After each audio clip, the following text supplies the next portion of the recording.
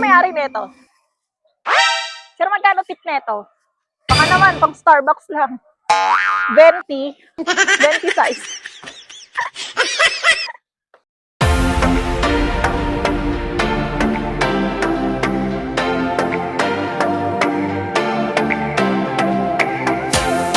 Hi guys! Welcome back to my channel, CA Diary. So for today's video is medyo kakaiba yung gagawin natin.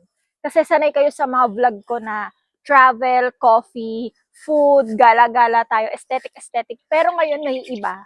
Kasi nga, boring ako and for the content din.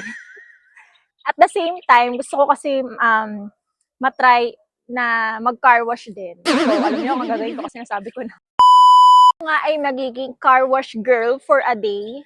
Kasi nga, aesthetic naman yung kotse namin. E di, tatry na rin namin na paliguan siya kahit naliligo siya sa detailing shop at may nagka-car wash naman talaga sa kanya. So, for the content na rin to guys. So, keep on watching.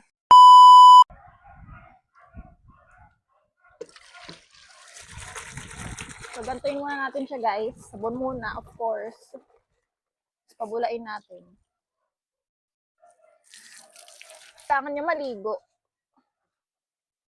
Para aesthetic siya.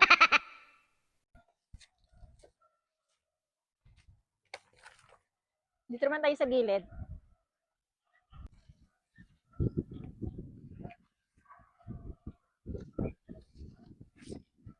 Nakakapagod pala to.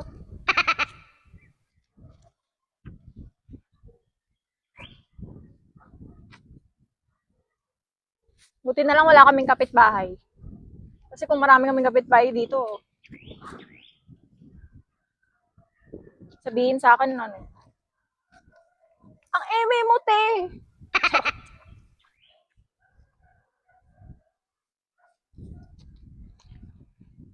Alam niyo ba guys, bihira namin to ilabas. Para siyang ano, literal na Hot Wheels sa bahay. Laging tulog. Ayan. Diba? Kuminis na siya lalo. So sa mga car enthusiasts dyan, comment down below kung tama ba yung pinaggagawa ko. Especially Honda Civic to. Sa mga may hilig dyan sa Honda Civic, like and subscribe. So guys, ito talaga. May pinapa-carwash talaga to. May nagka-carwash din na ito. Day off nga lang niya si Ate Annalyn. So, syempre, for the content na rin, mag-carwash na lang din tayo. Ingat. Maligo na kaya ako dito. Ano, wala naman nakatingin eh.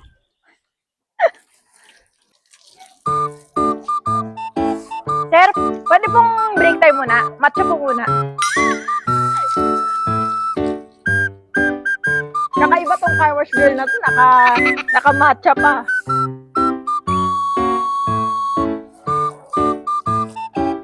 Kintab niya na. Diba? Ang linis na ni RK. RK pala ang pangalan ng kotse na to guys. Ito ang Sunday car namin.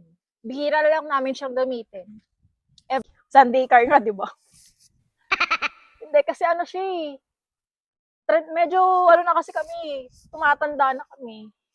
Eh, alam nyo naman, pag ganito, especially yung mga car enthusiasts, alam nila yan. May mga Honda Civic, medyo nakakapagod. Drive to. Pero masaya. Kasi, mapapavitik ka talaga. Pag gamit nga namin to, tinatawag ko na si Mama Mary pag dinadrive ng asawa ko. Nagdadasal na ako ng ano, ama namin. Super bilis talaga nito.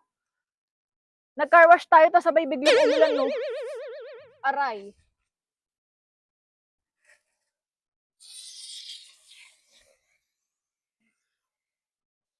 Ano to, cake? Pampakintab daw siya. Tulagyan natin to.